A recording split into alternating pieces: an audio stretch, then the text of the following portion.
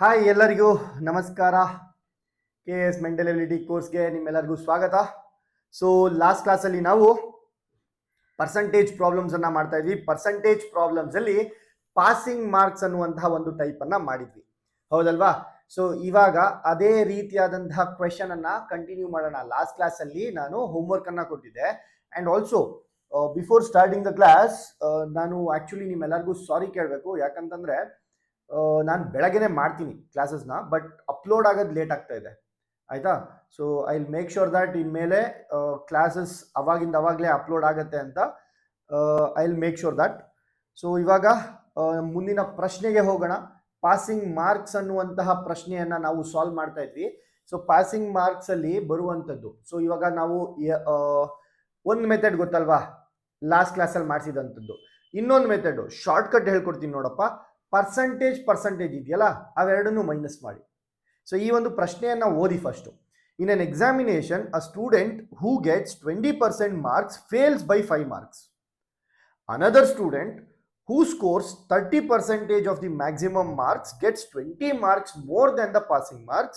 What is the necessary percentage required for passing ಅಂತ ಕೇಳ್ತಾ ಇದ್ದಾರೆ.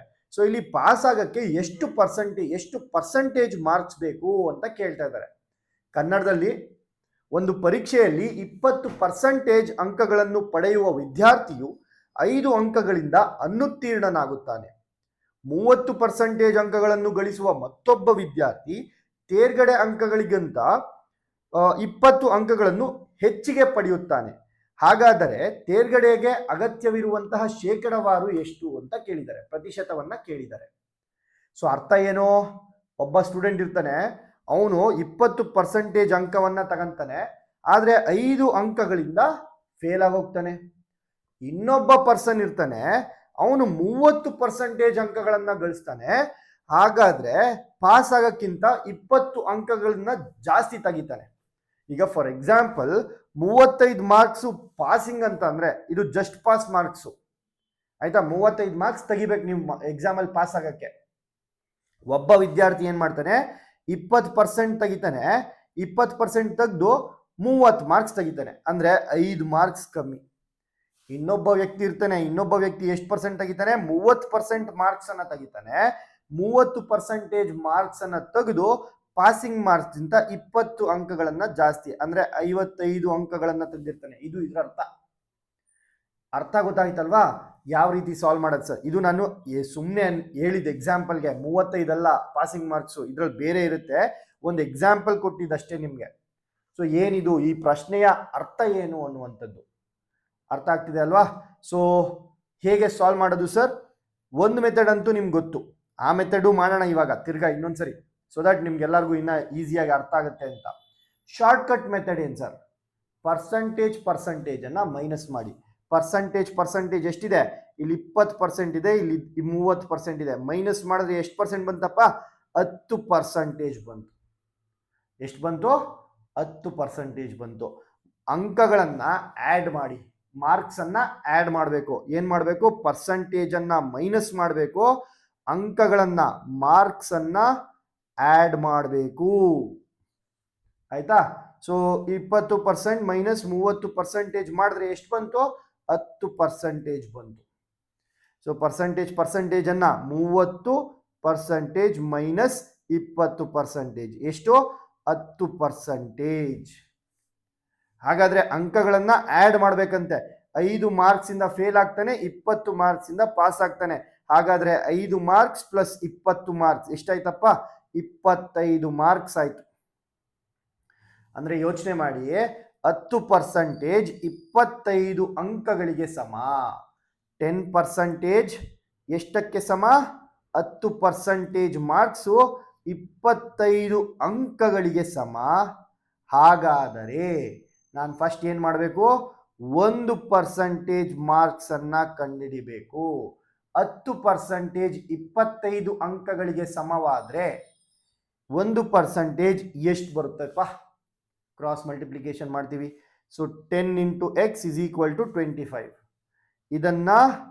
ಇದರಿಂದ ಮಲ್ಟಿಪ್ಲೈ ಮಾಡಬೇಕು. 10x is equal to ಇದರಿಂದ ಮಲ್ಟಿಪ್ಲೈ ಮಾಡಬೇಕು 1 into 25. ಎಷ್ಟಾಗುತ್ತೆ 1 × 25 25 ಆಯಿತು. ಸೊ ಎಕ್ಸ್ ಅಂತಂದರೆ ಈ ಕಡೆ 10 ಈ ಕಡೆ ಕಳಿಸಿ 10 ಈ ಕಡೆ ಕಳಿಸಿದಾಗ ಏನಾಗುತ್ತೆ 25/10. ಡಿನಾಮಿನೇಟರ್ ಅಲ್ಲಿ 1 0 ಇದ್ರೆ ಆ 1 0ಯನ್ನು ನಾವು ಹೇಗೆ ಕ್ಯಾನ್ಸಲ್ ಮಾಡ್ತೀವಪ್ಪ, ಹೇಗೆ ಕ್ಯಾನ್ಸಲ್ ಮಾಡ್ತೀವಿ ಅಂತಂದ್ರೆ 1 ದಶಾಂಶವನ್ನ ಈ ಕಡೆಗೆ ಕಳಿಸ್ತೀವಿ. ಹಾಗಾದ್ರೆ 1% ಎಷ್ಟು ಮಾರ್ಕ್ಸ್ಗಳಿಗೆ ಸಮ? 2.5 ಮಾರ್ಕ್ಸ್ಗಳಿಗೆ ಸಮ. ಸರ್ ಇದನ್ನ ಕ್ರಾಸ್ ಮಲ್ಟಿಪ್ಲೈ ಮಾಡಬೇಕಾ? ನಿಮ್ಮ ಇಷ್ಟ. ನೋಡಿ ಇಲ್ಲಿ 1 0 ಕ್ಯಾನ್ಸಲ್ ಮಾಡಿ, ಇಲ್ಲಿ 2.5 ಇಡಿ. 1%ಗೆ 2.5 ಮಾರ್ಕ್ಸೇ ಬರ್ತದೆ. ಅರ್ಥ ಆಯ್ತಾ? ಆ ಥರನೂ ಮಾಡ್ಬೋದು. ಈ ಒಂದು ಸ್ಟೆಪ್ಪನ್ನು ನೀವು ನಿಮ್ಮ ಮನಸ್ಸಲ್ಲೇ ಮಾಡ್ಕೋಬೋದು ಅಥವಾ ಇಲ್ಲೇ ಕ್ಯಾನ್ಸಲ್ ಮಾಡ್ಬೋದು. ಆಯ್ತಾ? ಸೊ ಇವಾಗ ನಮಗೆ 1% ಎಷ್ಟಕ್ಕೆ ಸಮ ಅಂತ ಬಂತಪ್ಪ? 1% 2.5 ಮಾರ್ಕ್ಸ್ಗೆ ಸಮ ಅಂತ ಬಂತು.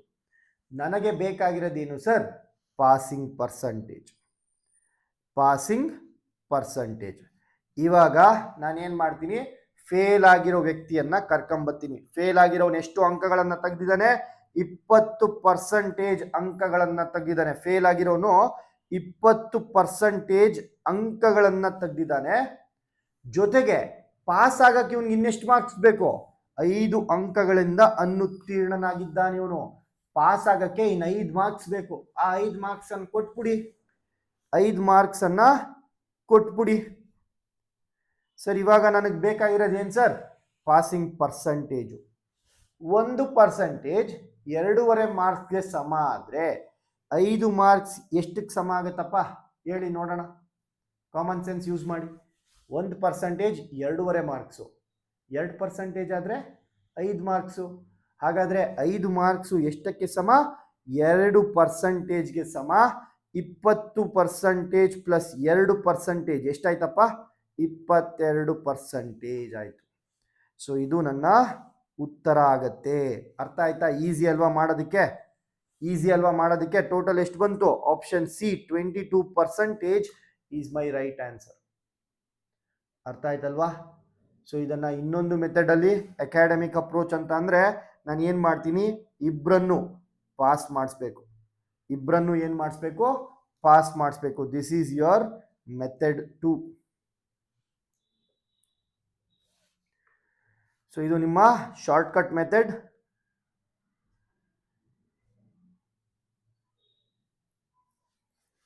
ಇದು ನಿಮ್ಮ ಮೆಥಡ್ 2. ಸೊ ಮೆಥಡ್ 2 ಅಲ್ಲಿ ಹೆಂಗೆ ಮಾಡ್ಬೇಕು ಸರ್? ಇಬ್ಬರನ್ನು ಪಾಸ್ ಮಾಡಿಸ್ಬೇಕು. ನಾನು ಇಬ್ಬರನ್ನು ಜಸ್ಟ್ ಪಾಸ್ ಮಾಡಿಸಿ ಸಾಕು. ಸೊ ಇಬ್ಬರನ್ನು ಜಸ್ಟ್ ಪಾಸ್ ಮಾಡಿಸೋದಕ್ಕೆ ನಾನು ಏನು ಮಾಡಬೇಕು? ಸೊ ಒಬ್ಬ ವ್ಯಕ್ತಿ 20% ಅಂಕಗಳನ್ನು ತೆಗೆದಿದ್ದಾನೆ. 20% ಅಂಕಗಳನ್ನು ತೆಗೆದಿದ್ದಾನೆ. ಇವನಿಗೆ ಇನ್ನು ಎಷ್ಟು ಮಾರ್ಕ್ಸನ್ನು ಕೊಟ್ಟರೆ ಪಾಸ್ ಆಗ್ತಾನೆ? 5 ಅಂಕಗಳಿಂದ ಫೇಲ್ ಆಗ್ಬಿಟ್ಟಿದ್ದಾನೆ ಪಾಪ. ಅದಕ್ಕೆ 5 ಮಾರ್ಕ್ಸನ್ನು ಕೊಟ್ಬಿಡೋಣ. 5 ಮಾರ್ಕ್ಸನ್ನು ಕೊಟ್ಟರೆ ಅವನು ಪಾಸ್ ಆಗ್ತಾನೆ. ಹೌದಲ್ವಾ? ಇನ್ನೊಬ್ಬ ವ್ಯಕ್ತಿ 30% ಅಂಕಗಳನ್ನು ತೆಗೆದಿದ್ದಾನೆ. 30% ತೆಗೆದು ಎಷ್ಟು ಅಂಕಗಳನ್ನು ಜಾಸ್ತಿ ತೆಗೆದಿದ್ದಾನೆ? 20 ಅಂಕಗಳನ್ನು ಜಾಸ್ತಿ ತೆಗೆದಿದ್ದಾನೆ. ಸೊ 20 ಅಂಕಗಳನ್ನು ಜಾಸ್ತಿ ತೆಗೆದಿದ್ದಾನೆ ಅಂದರೆ ಪ್ಲಸ್ 20 ಮಾರ್ಕ್ಸ್ ಆಗುತ್ತೆ. 20 ಅಂಕಗಳನ್ನು ಜಾಸ್ತಿ ತೆಗೆದಿದ್ದಾನೆ. ಓಕೆ, ಸೊ 20 ಅಂಕಗಳನ್ನು ಜಾಸ್ತಿ ತೆಗೆದಿದ್ದಾನೆ ಅಂತಂದ್ರೆ ಅವನ ಅದನ್ನ ಜಂಬ ಮಾಡ್ತಿದ್ದಾನೆ. ಇವನ್ನ ಬರೀ ಜಸ್ಟ್ ಪಾಸ್ ಮಾಡಿಸೋಣ, 20 ಮಾರ್ಕ್ಸ್ ಅನ್ನ ಕಿತ್ಕೊಬಿಡೋಣ, -20 ಮಾರ್ಕ್ಸ್ ಮಾಡ್ಬಿಡೋಣ. ಅವಾಗ ಇವನು ಕೂಡ ಜಸ್ಟ್ ಪಾಸ್ ಆಗ್ತಾನೆ. ಇಬ್ಬರಲ್ಲೂ ಸಮಾನತೆ ಬರುತ್ತೆ. ಅವಾಗ ಇಬ್ರು ಜಸ್ಟ್ ಪಾಸ್ ಅಂತ. ಅದಕ್ಕೆ ನಾನು ಈಸ್ ಈಕ್ವಲ್ ಟು ಅಂತ ಬರೀತೀನಿ. ಸೊ ಈ ಪರ್ಸಂಟೇಜ್ ಅನ್ನ ಒಂದು ಕಡೆ ಇಟ್ಕೊಂಡ್ರೆ ಏನಾಗುತ್ತೆ ಸರ್? 20% ಅನ್ನ ಈ ಕಡೆ ಕಳಿಸಿ, 20 ಮಾರ್ಕ್ಸ್ಗಳನ್ನ ಈ ಕಡೆ ಕಳಿಸಿ. ಸೊ 5 ಮಾರ್ಕ್ಸ್ ಈ ಕಡೆ ಇದೆ, ಪ್ಲಸ್ 20 ಮಾರ್ಕ್ಸ್ ಆಗುತ್ತೆ, ಇಸ್ ಈಕ್ವಲ್ ಟು 30% ಇಲ್ಲಿದೆ, ಹಂಗೆ ಬರ್ಕೊಂತೀನಿ. 20% ಈ ಕಡೆಯಿಂದ ಈ ಕಡೆಗೆ ಹೋದ್ರೆ ಏನಾಗುತ್ತೆ? -20% ಆಗುತ್ತೆ. 30% ಇದ್ದಿದ್ದು ಆ ಕಡೆಗೆ ಹೋದಾಗ -20% ಆಗುತ್ತೆ. ಅರ್ಥ ಆಯ್ತಲ್ವಾ? ಸೊ ಇವಾಗ ನೋಡಿ, ಮಾರ್ಕ್ಸ್ ಅನ್ನ ಏನ್ ಮಾಡ್ತಾ ಇದ್ದೀನಿ? ಆಡ್ ಮಾಡ್ತಾ ಇದ್ದೀನಿ. ಇಲ್ಲಿ ಶಾರ್ಟ್ ಕಟ್ ಅಲ್ಲಿ ಏನ್ ಮಾಡಿದ್ದೆ? ಮಾರ್ಕ್ಸ್ ಅನ್ನ ಆಡ್ ಮಾಡಿದ್ದೆ. ಗೊತ್ತಾಯ್ತಾ ಯಾಕೆ ಆಡ್ ಮಾಡಿದೆ ಅಂತ? ಸೊ 25 ಅಂಕಗಳನ್ನ ಎಷ್ಟಕ್ಕೆ ಸಮ ಅಂತೀನಿ ನಾನು? ಪರ್ಸಂಟೇಜ್ ಅನ್ನ ಏನ್ ಮಾಡಿದೆ ನಾನು? ಮೈನಸ್ ಅನ್ನ ಮಾಡಿದೆ ಶಾರ್ಟ್ ಕಟ್ ಮೆಥಡ್ ಅಲ್ಲಿ. ಯಾಕೆ ಮಾಡಿದೆ? ಇಲ್ಲಿ ನೋಡಿ ಮೈನಸ್ ಇದೆ ಅದಕ್ಕೆ. ಸೊ ಪರ್ಸಂಟೇಜ್ಗಳನ್ನ ಮೈನಸ್ ಮಾಡ್ತೀನಿ. 10%. 10% 25 ಅಂಕಗಳಿಗೆ ಸಮ ಆದ್ರೆ 1% ಎಷ್ಟಕ್ಕೆ ಸಮ ಆಗತ್ತಪ್ಪ? 2.5 ಮಾರ್ಕ್ಸ್ಗೆ ಸಮ ಆಗತ್ತೆ. ಹೌದ್ ತಾನೆ? 10% 25 ಮಾರ್ಕ್ಸ್ ಅಂದ್ರೆ 1% ಎಷ್ಟು? 2.5 ಮಾರ್ಕ್ಸು. ಕರೆಕ್ಟ್ ತಾನೆ? 1% 2.5 ಮಾರ್ಕ್ಸ್ ಬಂತು. ಹಾಗಾದ್ರೆ ಇದರಲ್ಲಿ ಪಾಸಿಂಗ್ ಪರ್ಸೆಂಟೇಜ್ ಕೇಳ್ಬೋದು. ಇಲ್ಲ ಅಂತಂದ್ರೆ ನಮಗೆ ಟೋಟಲ್ ಮಾರ್ಕ್ಸ್ ಅನ್ನ ಕೇಳ್ಬೋದು. ಟೋಟಲ್ ಮಾರ್ಕ್ಸ್ ಏನಾಗುತ್ತೆ ಸರ್? ಟೋಟಲ್ ಮಾರ್ಕ್ಸ್ ಏನಾಗುತ್ತೆ? ಟೋಟಲ್ ಪರ್ಸೆಂಟೇಜ್ ಎಷ್ಟು? 100% ಅಲ್ವಾ? ನಾವು ಪೂರ್ತಿಗೆ ಫುಲ್ ಅನ್ನುವಂಥದ್ದಕ್ಕೆ ಯಾವಾಗ್ಲೂ 100% ಅಂತೀವಿ. ಸೊ 100% ಎಷ್ಟಕ್ಕೆ ಸಮ ಆಗುತ್ತೆ? 2.5 ಇಂಟು 100ಕ್ಕೆ ಸಮ ಆಗುತ್ತೆ.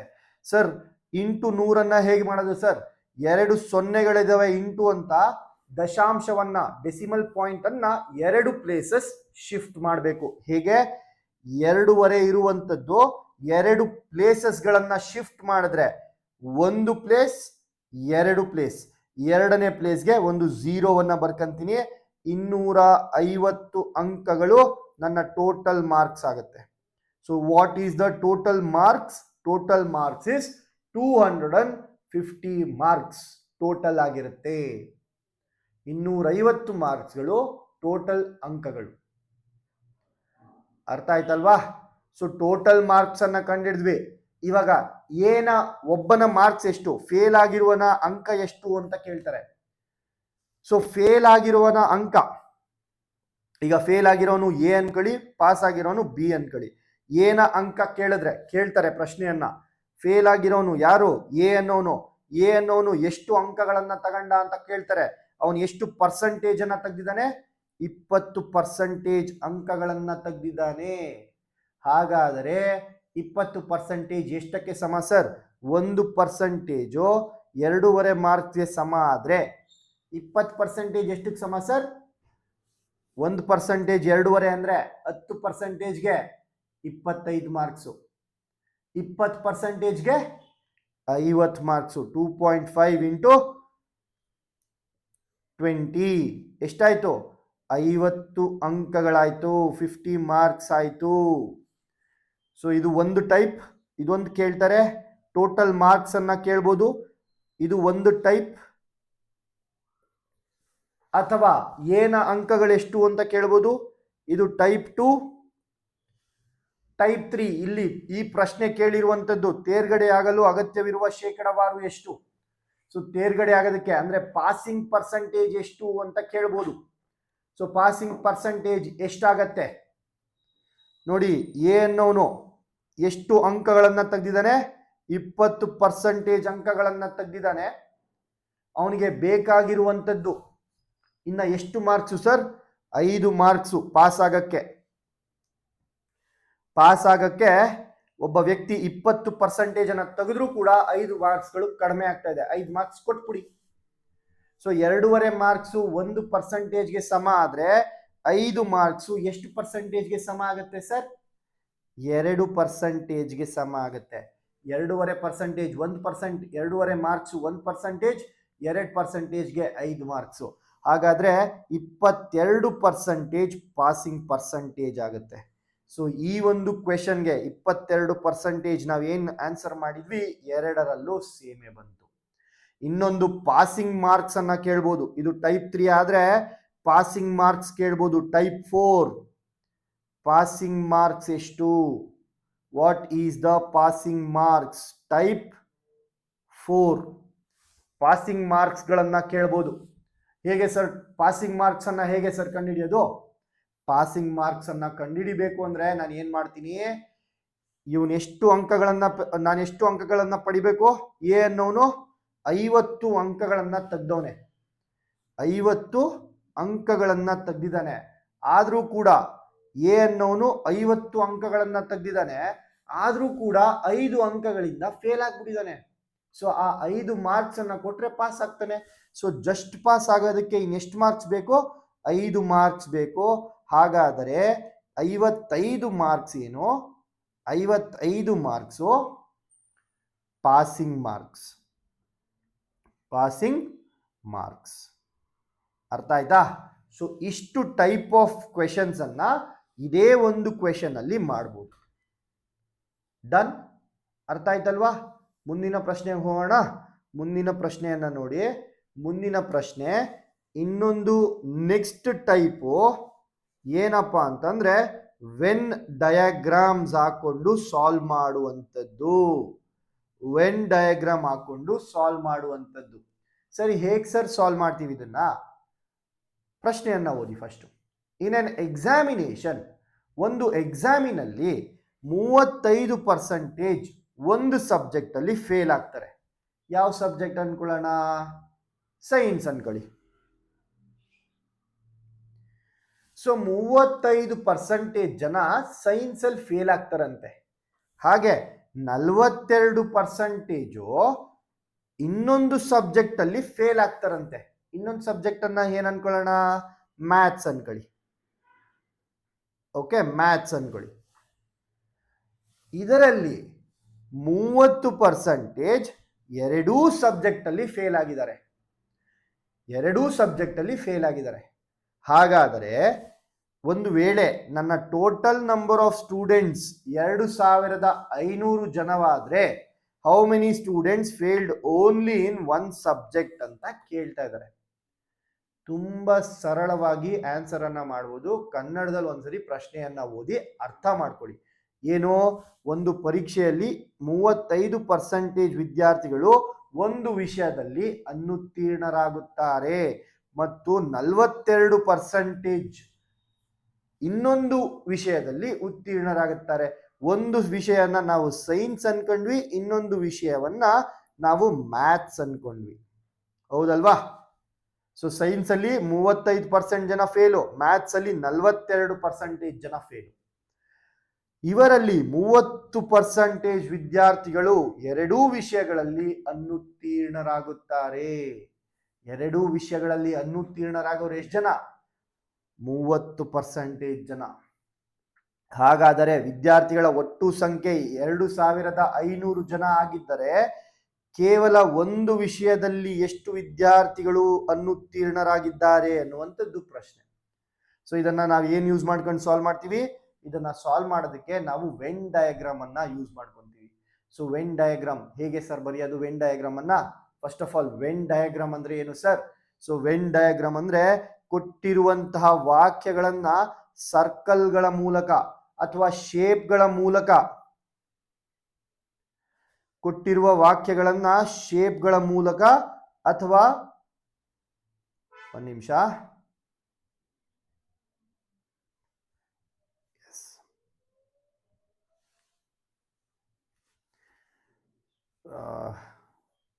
Just minute.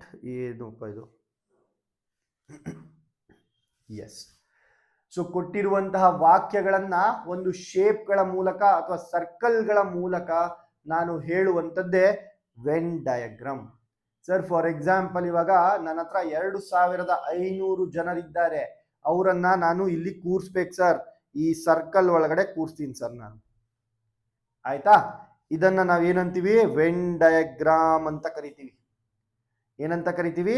We call it as when diagram. ಇವಾಗ ನಮಗೆ ಗೊತ್ತಿರುವಂಥದ್ದು ಎರಡು ವಿಷಯಗಳು. ಹಾಗಾಗಿ ನಾನು 2 ಸರ್ಕಲ್ಗಳನ್ನ ಬರ್ಕೊಂತೀನಿ. ಯಾಕೆ 2 ಸರ್ಕಲ್ಗಳನ್ನ ಬರ್ಕೊಂತೀನಿ ಸರ್? ಹೇಳ್ತೀನಿ ನಿಮ್ಗೆ. ಓಕೆ, ಇವಾಗ ಸರ್ ಮ್ಯಾಥ್ಸ್ ಅಲ್ಲಿ ಫೇಲ್ ಆಗಿರೋರು ಎಷ್ಟು ಜನ? ಇದು ಸೈನ್ಸು, ಇದು ಮ್ಯಾಥ್ಸು. ಸೊ ಫಸ್ಟ್ ಪರ್ಸೆಂಟೇಜ್ ಅಲ್ಲಿ ನಾವು ಸಾಲ್ವ್ ಮಾಡೋಣ. ಸೊ ಮ್ಯಾಥ್ಸ್ ಅಲ್ಲಿ ಎಷ್ಟು ಜನ ಸಾಲ್ವ್ ಮಾಡ್ತಾರೆ?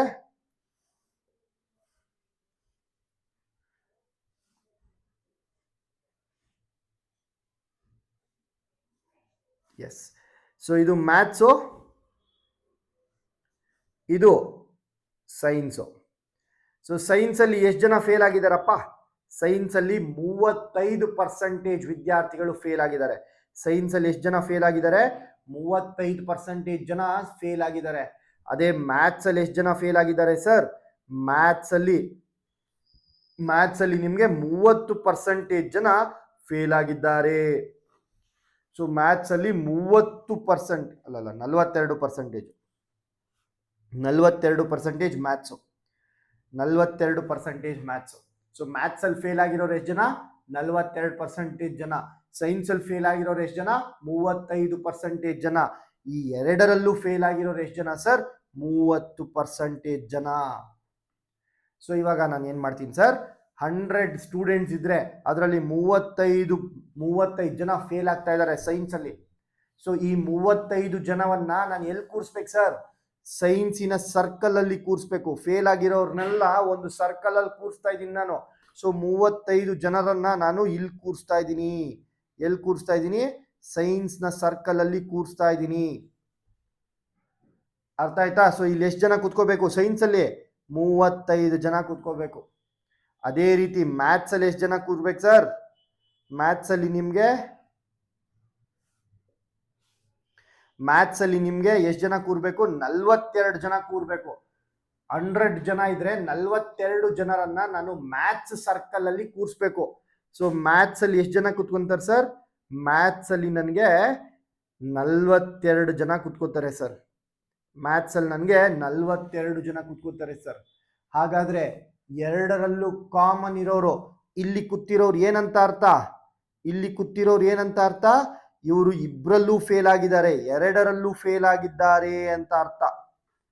ಇವರು ಎರಡರಲ್ಲೂ ಫೇಲ್ ಆಗಿದ್ದಾರೆ ಅಂತ ಅರ್ಥ. ಸೊ ಮಧ್ಯದಲ್ಲಿ ಯಾರ್ಯಾರೆಲ್ಲ ಕೂರ್ತಾರಲ್ವಾ ಅವರು ಎರಡರಲ್ಲೂ ಫೇಲ್ ಆಗಿರ್ತಾರೆ. ಅಂತವ್ರು ಎಷ್ಟು ಜನ ಇದ್ದಾರೆ? 30% ಜನರಿದ್ದಾರೆ. ಅಂತವರು 30% ಜನರಿದ್ದಾರೆ. ಈ ತರ ಎರಡರಲ್ಲೂ ಫೇಲ್ ಆಗಿರೋರು. ಸೊ ಇಲ್ಲಿ ಮಧ್ಯದಲ್ಲಿ ನಾನು ಎಷ್ಟು ಜನರನ್ನ ಕೂರಿಸಿದೆ? 30 ಜನರನ್ನ ಕೂರಿಸಿದೆ ಸರ್. ಇಡೀ ಸೈನ್ಸ್ ಸರ್ಕಲ್ ಅಲ್ಲಿ, ಇಡೀ ಈ ಒಂದು ಸರ್ಕಲ್ ಅಲ್ಲಿ ಇಲ್ಲಿ ಏನ್ ಕಾಣಿಸ್ತಾ ಇದೆಯಲ್ವಾ, ಈ ಒಂದು ಸರ್ಕಲ್ ಅಲ್ಲಿ ನನಗೆ 35 ಜನ ಕುತ್ಕೋಬೇಕು. ಅದರಲ್ಲಿ ಇಲ್ಲೇ 30 ಜನ ಕುತ್ಕೋಬಿಟ್ಟಿದ್ದಾರೆ, ಇಷ್ಟರಲ್ಲೇ 30 ಜನ ಕುತ್ಕೋಬಿಟ್ಟಿದ್ದಾರೆ. ಸೊ ಇಲ್ಲಿ ಎಷ್ಟು ಜನ ಕುತ್ಕೋತಾರೆ? ಇಲ್ಲಿ ಇನ್ನ ಮಿಕ್ಕಿರುವಂತಹ 5 ಜನರು ಮಾತ್ರ ಕುತ್ಕೊಂತಾರೆ. ಯಾಕೆ ಸರ್? ಇಡೀ ಸರ್ಕಲ್ ಅಲ್ಲಿ ನೋಡಿ, ಇಡೀ ಸರ್ಕಲ್ ಅಲ್ಲಿ 35 ಜನ ಕುತ್ಕೋಬೇಕು. ಅದರಲ್ಲಿ ಈ ಒಂದು ಭಾಗದಲ್ಲಿ 30 ಜನ ಕೂತಿದ್ದಾರೆ, ಈ ಭಾಗದಲ್ಲಿ ಎಷ್ಟು ಜನ ಕುತ್ಕೋತಾರಪ್ಪ? 5 ಜನ ಕುತ್ಕೊಂತಾರೆ. ಕರೆಕ್ಟ್ ಅಲ್ವಾ? ಕರೆಕ್ಟ್ ತಾನೆ? ಸೊ ಇದೇ ಒಂದು ಇದನ್ನ ನಾನು ಮೇಲ್ಗಡೆ ಬರೆದಿರುವಂತದ್ದು. ಸೊ ಇವಾಗ ಮ್ಯಾಥ್ಸ್ಗೆ ಅಂತ ಬಂದ್ರೆ ಟೋಟಲ್ 42 ಜನ ಕುತ್ಕೋಬೇಕು. ಆದರೆ ಈ ಒಂದು ಭಾಗದಲ್ಲಿ ಆಲ್ರೆಡಿ 30 ಜನ ಕುತ್ಕೋಬಿಟ್ಟಿದ್ದಾರೆ. ಹಾಗಾದ್ರೆ ಇನ್ನ ಮಿಕ್ಕಿರೋ ಎಷ್ಟು ಜನ ಕುತ್ಕೋಬೇಕಿಲ್ಲಿ? ಇನ್ನ ಮಿಕ್ಕಿರುವಂತಹ 12 ಜನರು ಈ ಒಂದು ಸರ್ಕಲ್ ಅಲ್ಲಿ, ಈ ಒಂದು ಭಾಗದಲ್ಲಿ ಕುತ್ಕೋಬೇಕು. ಹೇಗೆ ಸರ್? ಈ ತರ ಒಂದು ಸರ್ಕಲ್ ಇದೆ, ಮ್ಯಾಥ್ಸ್ ನ ಸರ್ಕಲ್. ಇದರಲ್ಲಿ ನಾನು 42 ಜನರನ್ನ ಕೂರಿಸ್ಬೇಕು. ಅದರಲ್ಲಿ ಈ ಒಂದು ಭಾಗದಲ್ಲಿ 30 ಜನ ಕುತ್ಕೋಬಿಟ್ಟಿದ್ದಾರೆ ಆಲ್ರೆಡಿ.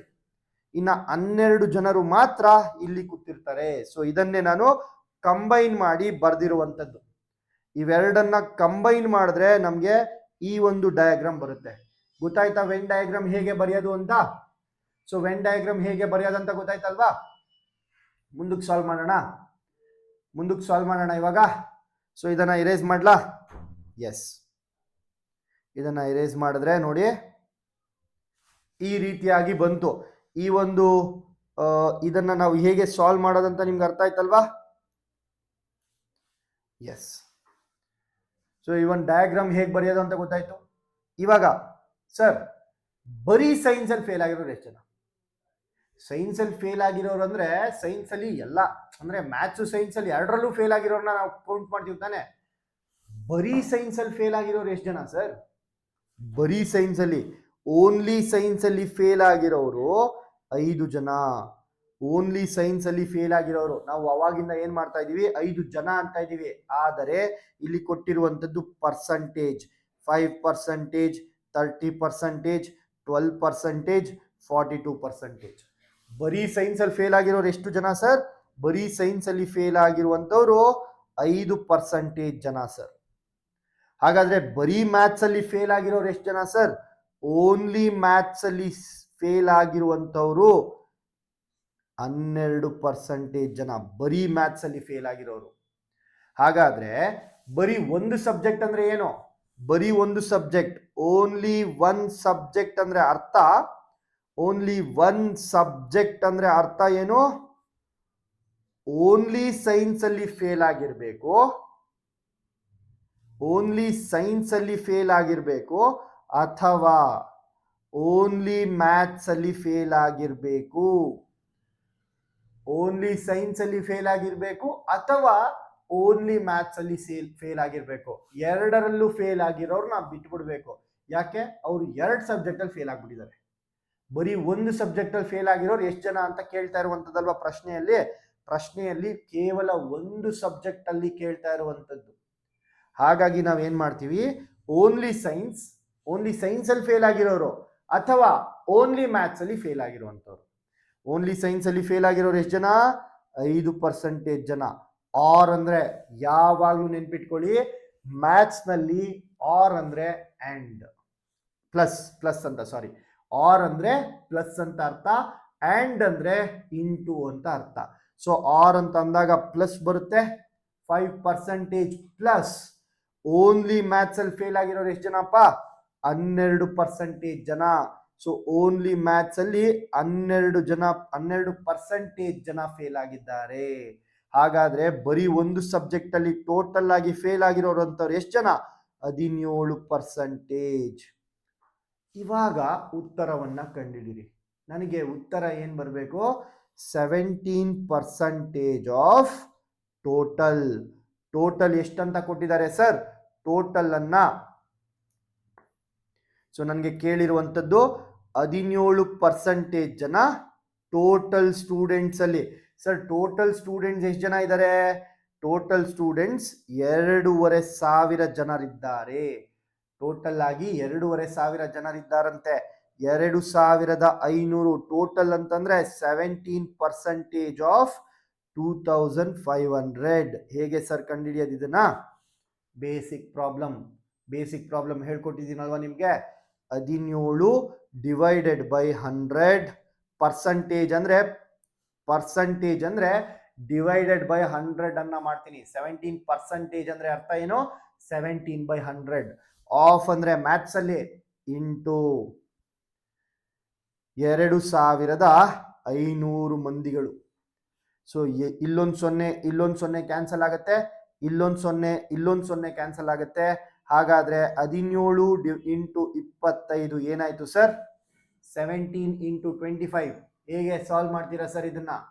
ಸೊ 5ರಿಂದ 2 ಮಲ್ಟಿಪ್ಲೈ ಮಾಡಬೇಕು. 5ರಿಂದ 2 ಮಲ್ಟಿಪ್ಲೈ ಮಾಡಿದ್ರೆ 5 7 35. 3 ಮೇಲ್ ಬರಿತೀನಿ, 5 ಕೆಳಗಡೆ ಬರಿತೀನಿ. 5 1 5 ಪ್ಲಸ್ 3 ಎಷ್ಟಾಯ್ತು? 8. ಇಂಟು 2 ಇಂಟು 7 ಎಷ್ಟಪ್ಪ? 14. 4 ಬರ್ಕಂಡೆ, 1 ಪಕ್ಕಕ್ಕಿಟ್ಟೆ.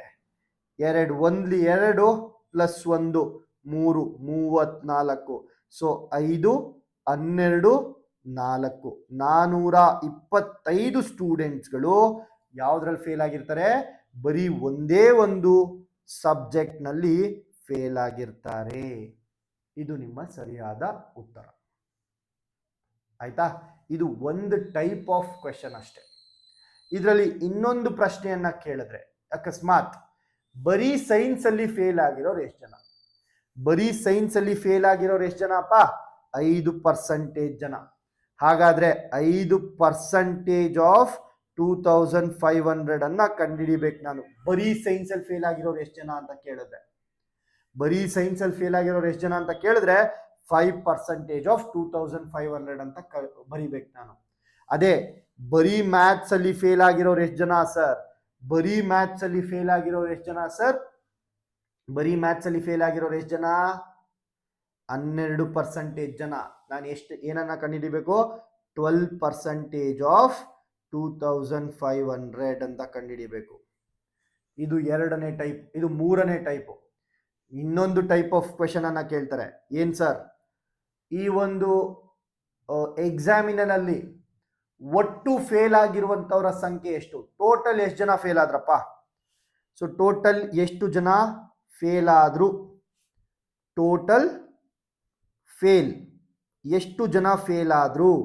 ಇದು 4ನೇ ಟೈಪ್ ಆಫ್ ಕ್ವೆಶನ್ ಈ ಒಂದು ವೆನ್ ಡಯಾಗ್ರಾಮ್ ಅಲ್ಲಿ ಕೇಳುವಂಥದ್ದು. ಸೊ ಟೋಟಲ್ ಎಷ್ಟು ಜನ ಫೇಲ್ ಆದ್ರು ಇಲ್ಲಿ ನೋಡಿ, find the total number if the if 325 students passed in both the subject, find the total number of students who appeared in the examination. ಈ ರೀತಿಯಾಗಿ ಕೇಳಬಹುದು. ಸೊ ಇದನ್ನ ಈ ಒಂದು ಪ್ರಶ್ನೆಯನ್ನ ಸಾಲ್ವ್ ಮಾಡಕ್ಕಿಂತ ಮುಂಚೆ ಟೋಟಲ್ ಎಷ್ಟು ಜನ ಫೇಲ್ ಆದ್ರು ಅನ್ನುವಂಥದ್ದನ್ನ ನೋಡಿ. ಎಷ್ಟು ಜನ ಫೇಲ್ ಆಗ್ತಾರೆ ಸರ್ ಟೋಟಲ್ ಆಗಿ? ಸರ್ ನೋಡಿ, ಈ ವೆನ್ ಡಯಾಗ್ರಾಮ್ ಬನ್ನಿ ತಿರ್ಗಾ, ಟೋಟಲ್ ಎಷ್ಟು ಜನ ಫೇಲ್ ಆದ್ರು? ಈ ಇಡೀ ಸರ್ಕಲ್ ಅಲ್ಲಿ, ಇಡೀ ಒಂದು ಡಯಾಗ್ರಾಮ್ ಅಲ್ಲಿ ಎಷ್ಟು ಪರ್ಸೆಂಟೇಜ್ ಜನ ಕೂತಿದ್ದಾರೆ ಸರ್? ಇಲ್ಲಿ ಕೂತಿರುವಂತವರು 30 ಜನ, 30% ಜನ. ಇಲ್ಲಿ ಕೂತಿರೋರು 5%, ಇಲ್ಲಿ ಕೂತಿರೋರು 12%. ಟೋಟಲ್ ಫೇಲ್ ಆಗಿರೋರು ಎಷ್ಟು ಜನ ಇದ್ದಾರೆ? ಇಲ್ಲಿ 5, ಇಲ್ಲಿ 30, ಇಲ್ಲಿ 12. ಹಾಗಾದ್ರೆ 5 + 30 35, 35 + 12 47% ಜನ ಫೇಲ್ ಆಗ್ತಾ ಇದ್ದಾರೆ. ಸೊ ಇಲ್ಲಿ 5% ಜನ, ಇಲ್ಲಿ 30% ಕೂತಿದ್ದಾರೆ, ಇಲ್ಲಿ 12% ಕೂತಿದ್ದಾರೆ. ಹಾಗಾದ್ರೆ ಒಟ್ಟು ಸೇರಿಸಿದ್ರೆ ನನಗೆ 47% ಜನ ಫೇಲ್ ಆಗಿದ್ದಾರೆ. ಟೋಟಲ್ ಫೇಲ್ ಎಷ್ಟು ಜನ? 47% ಫೇಲ್ ಆಗಿದ್ದಾರೆ. 47% ಜನ ಏನ್ ಮಾಡಿದ್ದಾರೆ? ಫೇಲ್ ಆಗ್ಬಿಟ್ಟಿದ್ದಾರೆ. ಓಕೆ, ಸೊ 47% ನಂಬರ್ ಕೇಳಿದ್ರೆ 47 ಡಿವೈಡೆಡ್ ಬೈ 100 ಇಂಟು ಟೋಟಲ್ ಎಷ್ಟು ಜನ? 2500 ಜನ. 100 100 ಕ್ಯಾನ್ಸಲ್, 20 ಕ್ಯಾನ್ಸಲ್ ಮಾಡಿದೆ. ಹಾಗಾದ್ರೆ 47 ಇಂಟು 25 ಮಾಡಿದಾಗ ನನ್ಗೆ ಎಷ್ಟು ಬರುತ್ತೆ? 5 7 35, 5 4 20, 23 ಬಂತು. 2 7 14, 2 4 8 + 1 9. ಸೊ 5 3 + 7, 3 + 4 7, 2 + 9 1175 ಜನ ಏನಾಗ್ತಿದ್ದಾರೆ? ಫೇಲ್ ಆಗ್ತಿದ್ದಾರೆ. ಇದು ಅಕಸ್ಮಾತ್ ಏನಾದ್ರೂ ಟೋಟಲ್ ಆಗಿ ಎಷ್ಟು ಜನ ಫೇಲ್ ಆದ್ರು ಅಂತ ಕೇಳಿದ್ರೆ. ಅರ್ಥ ಆಯ್ತಲ್ವಾ? ಓಕೆ, ಸೊ ಇನ್ನೊಂದು ಪ್ರಾಬ್ಲಮ್ ಅನ್ನ, in an examination 80% students passed in physics exam, 70% student passed in chemistry, while 15% failed in both the subjects. So ಇವಾಗ ಒಂದು ಸ್ವಲ್ಪ ಕ್ವಿಕ್ ಆಗಿ ಮಾಡೋಣ. ಒಂದು ಪರೀಕ್ಷೆ ಇರುತ್ತೆ, 80% ವಿದ್ಯಾರ್ಥಿಗಳು ಉತ್ತೀರ್ಣರಾಗಿದ್ದಾರೆ ಅಂತ ಕೊಟ್ಟಿದ್ದಾರೆ. ಸೊ ಕೆಮಿಸ್ಟ್ರಿಯಲ್ಲಿ ಎಷ್ಟು ಜನ ಪಾಸು?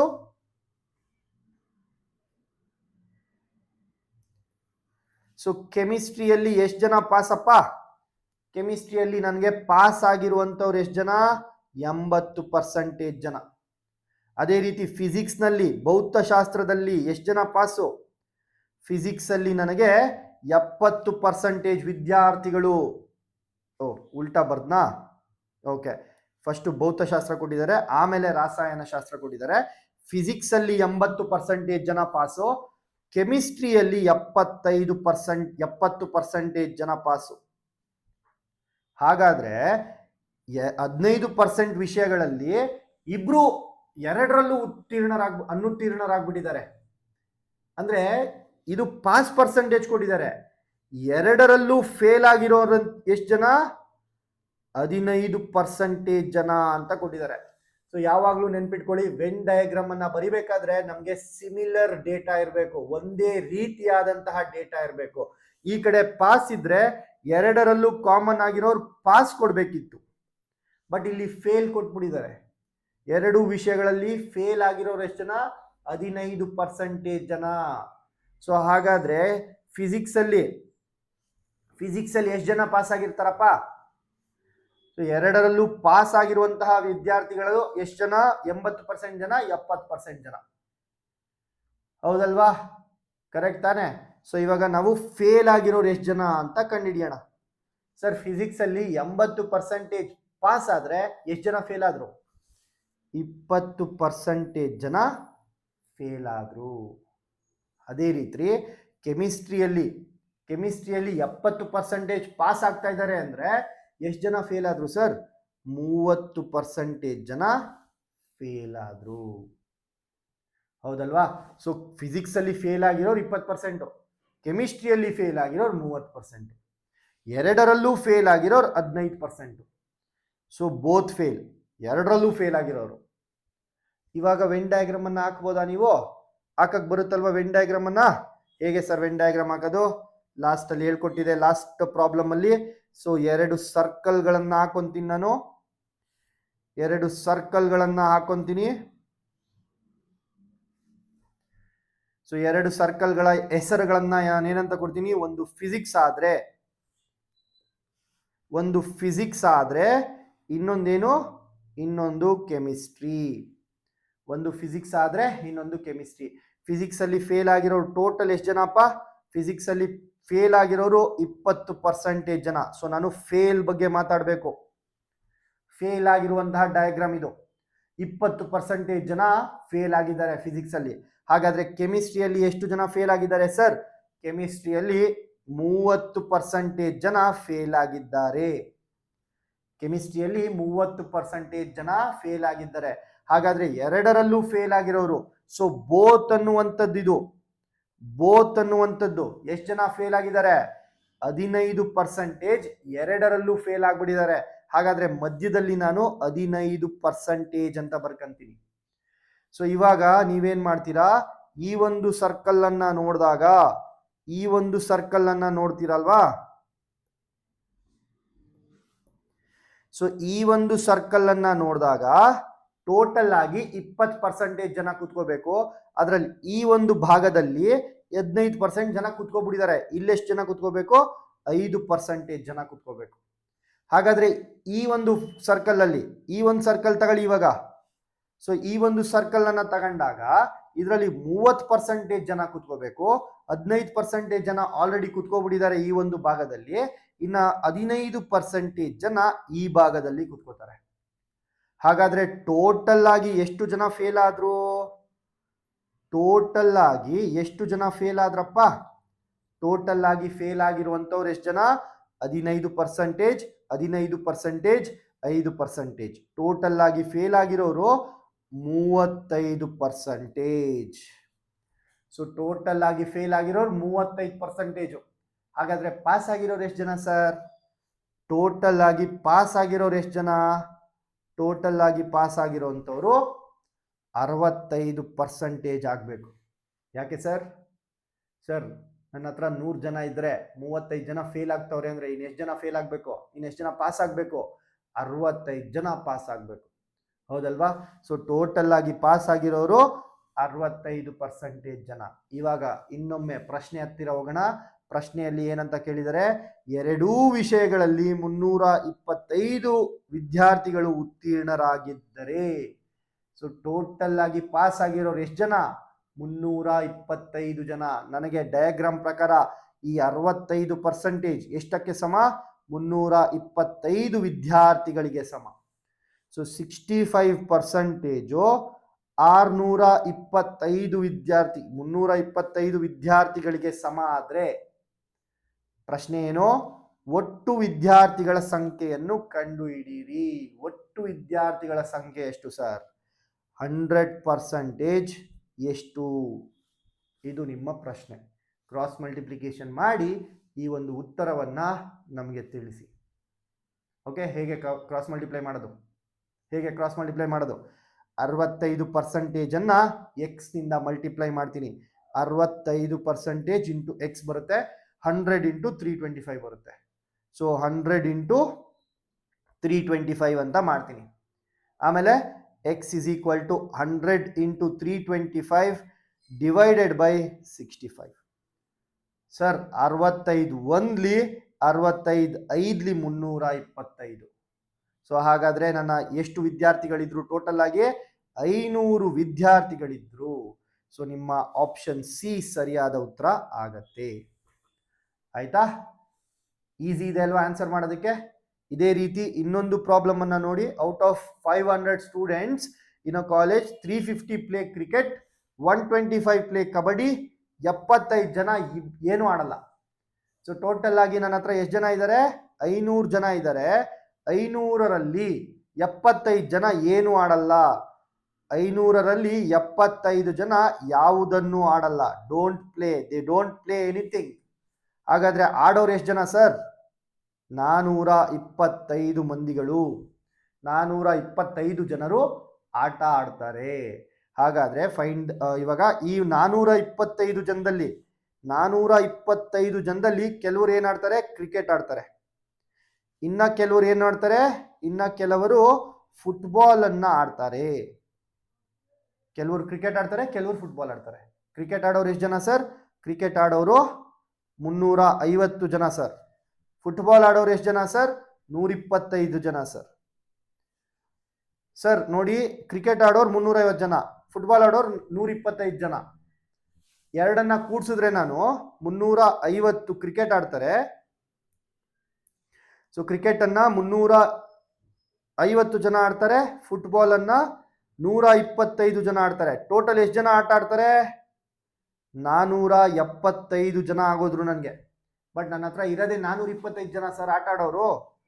ನನ್ನ ಹತ್ರ ಇರೋರೇ 425 ಜನ. ಬಟ್ ನನ್ಗಿಲ್ಲಿ 475 ಜನ ಆಟ ಆಡ್ತಾ ಇದ್ದಾರೆ ಅಂತ ಬರ್ತಾ ಇದೆ. ಅಂದ್ರೆ ಏನರ್ಥ? ಅರ್ಥ ಏನಪ್ಪಾ ಅಂದ್ರೆ, ಈ 475 ಮೈನಸ್ 425 ಮಾಡಿದಾಗ 50 ಮಂದಿಗಳೇನಿರ್ತಾರೆ, 50 ಜನರು, 50 ಸ್ಟೂಡೆಂಟ್ಸ್ ಏನಿರ್ತಾರೆ, ಅವರನ್ನ 2 ಬಾರಿ ಕೌಂಟ್ ಮಾಡಿರ್ತೀವಿ. ಈ 50 ಜನ ಮಧ್ಯದಲ್ಲಿ ಎರಡಕ್ಕೂ ಕಾಮನ್ ಆಗಿರ್ತಾರೆ. ಅಂದ್ರೆ 50 ಜನ ಕ್ರಿಕೆಟು ಆಡ್ತಾರೆ, ಫುಟ್ಬಾಲ್ ಆಡ್ತಾರೆ. ಹಾಗಾಗಿ ಕ್ರಿಕೆಟ್ ಆಡೋರ ಜೊತೆಗೆ ಅವ್ರನ್ನೂ ಕೌಂಟ್ ಮಾಡಿರ್ತೀವಿ, ಫುಟ್ಬಾಲ್ ಆಡಿರೋರ ಜೊತೆಗೆ ಅವ್ರನ್ನೂ ಕೌಂಟ್ ಮಾಡ್ತೀವಿ. ಸೊ ಆ 50 ಜನರು 2 ಬಾರಿ ಕೌಂಟ್ ಆಗಿರ್ತಾರೆ. ಹಾಗಾಗಿ 475 ಜನರು ಅಂತ ಬರುತ್ತೆ. ಸೊ ಇಲ್ಲಿ 50 ಜನ ಕಾಮನ್ ಆದ್ರೆ, ಸೊ ಟೋಟಲ್ 350 ಜನ. ಇಲ್ಲಿ ಆಲ್ರೆಡಿ 50 ಜನ ಕುತ್ಕೊಂಡ್ರು, ಇಲ್ಲಿ ಎಷ್ಟು ಜನ ಕುತ್ಕೋಬೇಕು? 300 ಜನ ಕುತ್ಕೋಬೇಕು, ಬರೀ ಕ್ರಿಕೆಟ್ ಆಡೋರು. ಆಮೇಲೆ ಬರೀ ಫುಟ್ಬಾಲ್ ಆಡೋರು 125 ಜನದಲ್ಲಿ 50 ಜನರನ್ನ ತೆಗೆದ್ರೆ 125 ಜನರು ಇಲ್ಲಿ ಕುತ್ಕೋಬೇಕು. ಇವಾಗ ನೋಡಿ, 300 ಪ್ಲಸ್ 50, 350 ಪ್ಲಸ್ 75, ಇದು 350 ಪ್ಲಸ್ 75, 425 ಜನರಾದ್ರು. ಸೊ ನನ್ನ ಹತ್ರ ಆಡೋರು ಎಷ್ಟು ಜನ? 425 ಜನರು. ಹಾಗಾದ್ರೆ ಪ್ರಶ್ನೆ ಏನು ಸರ್? ಕಬಡ್ಡಿ ಮತ್ತು ಕ್ರಿಕೆಟ್ ಎರಡನ್ನೂ ಆಡುವ ವಿದ್ಯಾರ್ಥಿಗಳ ಶೇಕಡವಾರು ಪ್ರಮಾಣವನ್ನು ಕಂಡುಹಿಡಿಯಿರಿ. ಸೊ ಈ ಎರಡನ್ನೂ ಆಡೋರು ಎಷ್ಟು ಜನ? ಬೋತ್ ಆಡೋರು 50 ಜನ. So 50 students. So percentage of both, ಎರಡನ್ನು ಆಡುವಂತಹ ಪರ್ಸಂಟೇಜ್ ಕಂಡುಹಿಡಿಯಿರಿ. ಅಂದ್ರೆ ಎಷ್ಟು ಜನ ಎರಡನ್ನು ಆಡ್ತಾರೆ? Both play divided by total into 100. ಎರಡನ್ನು ಆಡೋರು ಎಷ್ಟು ಜನಪ್ಪ? 50 ಜನ. ನನ್ನ ಒಟ್ಟು ವಿದ್ಯಾರ್ಥಿಗಳ ಸಂಖ್ಯೆ ಎಷ್ಟಪ್ಪ? ನನ್ನ ಒಟ್ಟು ವಿದ್ಯಾರ್ಥಿಗಳ ಸಂಖ್ಯೆ 500. ಇದರಲ್ಲಿ 425 ಬರೀಬಾರ್ದು. ಇಡೀ ಕ್ಲಾಸ್ನಲ್ಲಿ ಎಷ್ಟು ಪರ್ಸೆಂಟೇಜ್ ಅಂತ ಕೇಳ್ತಾ ಇರುವಂತದ್ದು. ಎರಡರನ್ನು ಆಡುವ ವಿದ್ಯಾರ್ಥಿಗಳ ಶೇಕಡವಾರು ಅಂದ್ರೆ ಟೋಟಲ್ ಸ್ಟೂಡೆಂಟ್ಸ್ ನಲ್ಲಿ 500 ಜನ ಟೋಟಲ್ ಇದ್ದಾರೆ, ಅದ್ರಲ್ಲಿ 50 ಜನ ಎರಡನ್ನು ಆಡ್ತಾರೆ, ಇಂಟು 100. 1 0 1 0 1 0 1 0 5 1ಲಿ 5 10ಲಿ. ಹಾಗಾದ್ರೆ ಎಷ್ಟು ಪರ್ಸೆಂಟ್ ಆಯ್ತು ಸರ್? 10% ಸರಿ ಉತ್ತರ ಆಗತ್ತೆ. ಸೊ ಯಾವ್ದು option? Option C, 10% is your right answer. Okay, so ಇಲ್ಲಿಗೆ ನಿಮ್ಮ ಪರ್ಸಂಟೇಜ್ ಅನ್ನುವಂತಹ ಟಾಪಿಕ್ ಮುಕ್ತಾಯ ಆಗತ್ತೆ. ಒಂದು ಸರಿ ರಿವೈಸ್ ಮಾಡ್ಕೊಳ್ಳಿ. ನೆಕ್ಸ್ಟ್ ಕ್ಲಾಸಲ್ಲಿ we will be dealing with profit and loss. ಯಾಕೆ ಸರ್ ಪ್ರಾಫಿಟ್ ಅಂಡ್ ಲಾಸ್? ಪರ್ಸಂಟೇಜ್ನ ಕಂಟಿನ್ಯೂಯೇಷನ್ ಇರುತ್ತೆ ಪ್ರಾಫಿಟ್ ಅಂಡ್ ಲಾಸ್. ಹಾಗಾಗಿ ನಾವು ಪರ್ಸಂಟೇಜ್ ಆದಮೇಲೆ will do what? Profit and loss. ಅರ್ಥ ಆಯ್ತಾ? So will go to the next ಕ್ಲಾಸಲ್ಲಿ ನಾವು ಇನ್ನೊಂದು ಟಾಪಿಕ್ ಪ್ರಾಫಿಟ್ ಲಾಸ್ ಡಿಸ್ಕೌಂಟ್ಸ್ ಅನ್ನ ಡಿಸ್ಕಸ್ ಮಾಡೋಣ ಅಂತ ಹೇಳ್ತಾ ಈ ಒಂದು ಕ್ಲಾಸನ್ನು ಇಲ್ಲಿಗೆ ಮುಕ್ತಾಯ ಮಾಡ್ತೀನಿ. So thank you so much. ಚೆನ್ನಾಗಿ ಓದ್ಕೊಳ್ಳಿ, ರಿವೈಸ್ ಮಾಡ್ಕೊಳ್ಳಿ ಈ ಒಂದು ಪರ್ಸಂಟೇಜನ್ನು ಪ್ರಾಫಿಟ್ ಆ್ಯಂಡ್ ಲಾಸ್ ಬರೋಕ್ಕಿಂತ ಮುಂಚೆ. ಸೊ ಪ್ರಾಫಿಟ್ ಆ್ಯಂಡ್ ಲಾಸನ್ನು ಚೆನ್ನಾಗಿ ಕಲಿಯೋಣ. Okay, so yes, thank you.